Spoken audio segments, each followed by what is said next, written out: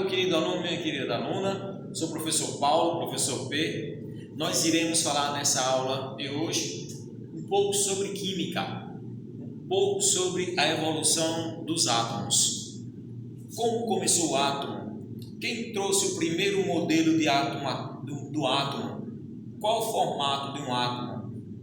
Então, hoje nós iremos aprender um pouco sobre os camaradas que trouxeram os modelos do átomo. A evolução dos modelos atômicos. Então, os primeiros que começaram a estudar sobre o átomo foram os filósofos gregos, Demócrito e Leucipo. Eles começaram a fazer estudos sobre o átomo da seguinte maneira: eles eram os estudiosos da época baseados em muitas áreas da ciência. Em muitas das situações, eles começavam a trabalhar com materiais. Nesse envolvimento com os materiais, surgiu a curiosidade de dividir um material, de dividir a matéria até sua menor partícula. Então, esses filósofos, eles começaram a dividir o material em pedacinhos cada vez menores. Chegou um ponto que eles não conseguiram mais dividir aquele material. Eles deduziram o seguinte: se tivéssemos equipamentos adequados que conseguissem dividir mais a matéria ou os materiais, até que ponto nós chegaríamos de menor partícula desse material? Então, esse pensamento perturbou muito eles. E eles chegaram à conclusão seguinte: qualquer equipamento que possamos usar, sempre iremos chegar a uma parte que não mais pode ser dividida. Então, eles começaram a conceituar essa menor partícula aí, como partícula menor de ser dividida da matéria, ou melhor, a menor partícula dividida da matéria. Eles chamaram de átomo. Então, o átomo é a menor partícula divisível da matéria. A significa não e tomo, divisível. Daí o significado da palavra não divisível. Átomo vem lá do grego, a de não e tomo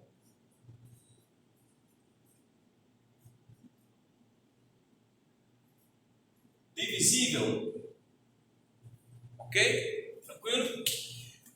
Pois bem, outros estudiosos começaram a falar sobre os átomos e estudar sobre os átomos também. Só que esses outros já eram mais curiosos e queriam saber como era o formato de um átomo. Porventura, você sabe como é o formato de um tijolo que tem na parede da sua casa? Existem formatos diferentes de tijolos. Só que você só vai conseguir ver qual o formato dele depois que quebrar a parte do reboco. Concorda comigo? Tranquilo? Esses camaradas começaram a supor, fazer deduções do formato do átomo. Conclusões de alguns. Por exemplo, Dalton, nos seus experimentos, fazendo estudos sobre os átomos, ele chegou à seguinte conclusão: o átomo parece uma esfera. Parece uma bola de sinuca, uma bola de bilhar bem minúscula, invisível. Então ele propôs, com os seus estudos, algumas conclusões sobre o modelo do seu átomo. Ele disse que o átomo ele é esférico, maciço, que não é oco, indivisível.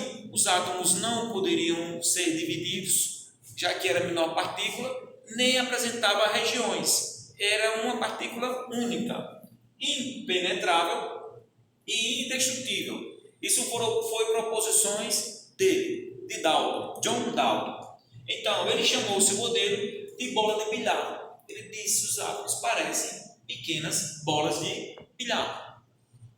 Ele ainda falou assim, baseado em muitas ideias, muitas teorias que ele trouxe para o mundo científico.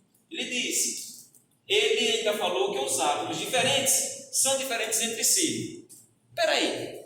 Óbvio, se os átomos são diferentes, eles têm que ser diferentes entre si.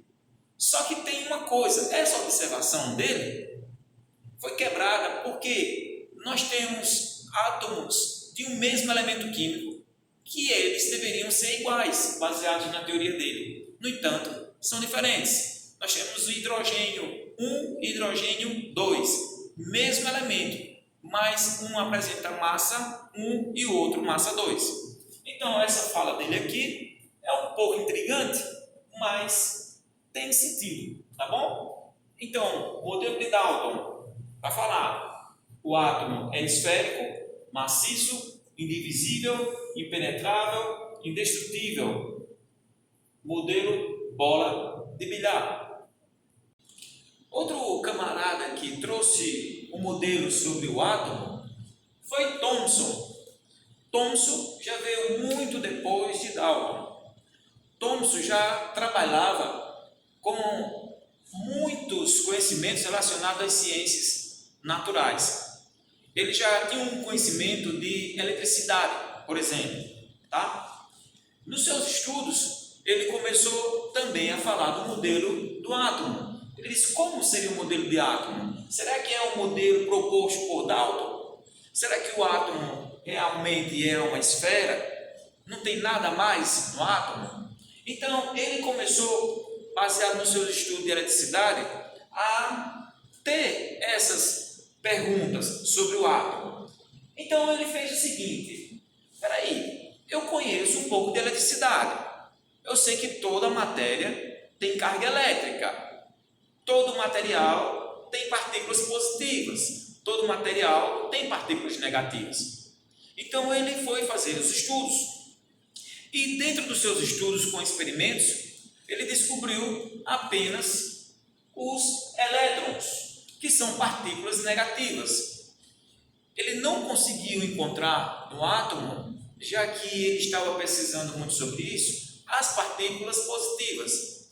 Só que ele deduziu o seguinte: se eu conseguir encontrar partículas negativas e toda matéria tem que ser eletricamente neutra, então eu vou concluir o seguinte: que o átomo possui partículas negativas, chamadas de elétrons. Ele chamou essas partículas de elétrons, mergulhadas em uma massa positiva. Então, se tem partículas negativas ali, deve ter uma parte que seja positiva, dando uma neutralidade para o átomo. Ok? Então, Thomson trouxe o seu modelo, assim, ainda trazendo algumas ideias de Dalton.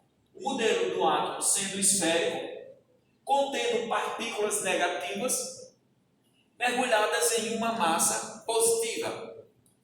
Ele trouxe esse modelo e ele disse: vou chamar o meu modelo atômico de pudim de passas. Parece um bolo recheado com passas. Foi a conclusão dele, tá? Então ele disse: o átomo ele é esférico, continuou com a ideia de Dalton, e homogêneo. Homogêneo, que não tinha espaço dentro dele. Era como se fosse um bolo cheio de passas mesmo. Não era oco, igual uma bola de futebol.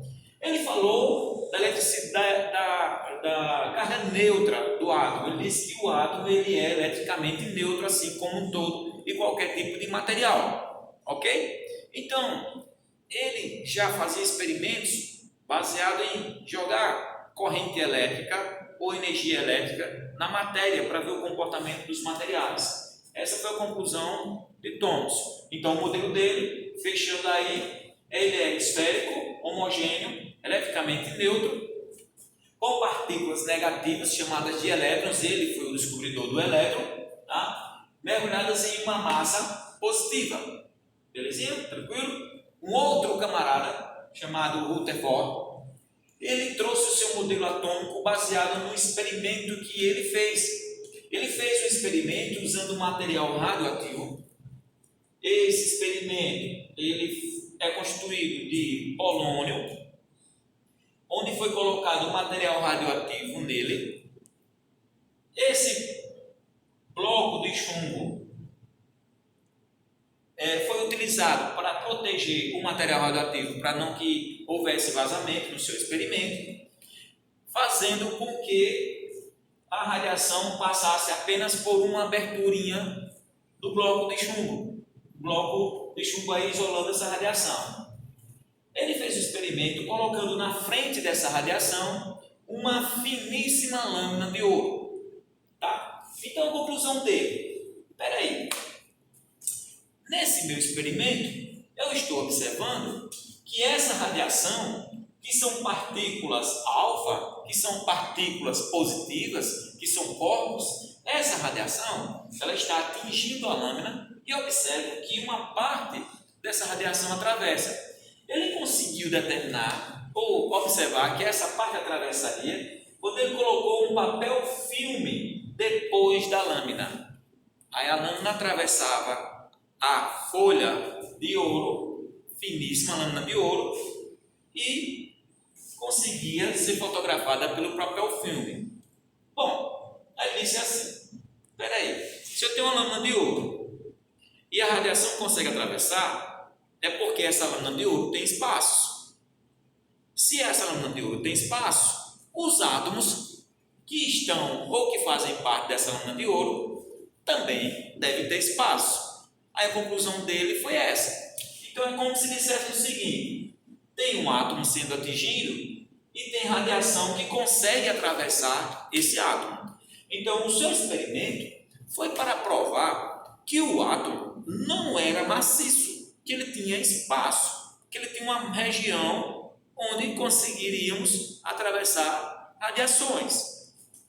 Uma região que ele observou quando a radiação voltava, é como se ele tivesse deduzido que a radiação pegasse uma região da lâmina ou do átomo que batesse e voltasse.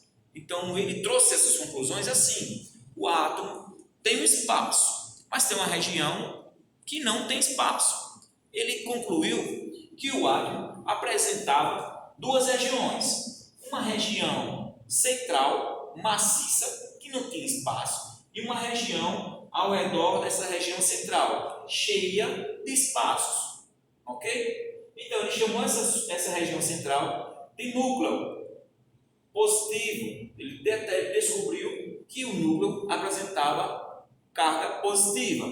Ao redor desse núcleo era uma região que ele chamou de eletrosfera. Então, o átomo de Rutherford traz para a ciência da época uma divisão de ideias, questionando os outros modelos. Ele trouxe para, na época, o átomo com duas regiões. A região ao redor do núcleo continha os elétrons que Thomson tinha descoberto. Esses elétrons se movimentavam com frequência, sem parar, ao redor do núcleo. O núcleo positivo. Então os elétrons sempre faziam caminhos ao redor desse núcleo. Ele, com essa ideia dos elétrons se movimentando ao redor de uma região, trouxe o nome para o seu modelo. Ele chamou o seu modelo de modelo sistema planetário ou sistema solar. É como se ele estivesse comparando o núcleo do átomo com o Sol e os elétrons percorrendo órbitas ao redor do núcleo, como se fossem os planetas percorrendo órbitas ao redor do núcleo. Então, para fechar a ideia de Rutherford, eu coloquei um resuminho para vocês entenderem aqui. O átomo apresentando duas regiões, uma central chamada de núcleo e uma ao redor do núcleo chamada de eletrosfera. Na região central, nós temos os prótons e os nêutrons. Na região ao redor do núcleo, ou seja, na eletrosfera, os elétrons. Então vocês estão observando que o modelo de Rutherford trouxe o átomo contendo partículas positivas, os prótons, partículas sem carga, os nêutrons, e partículas negativas, que eram os elétrons.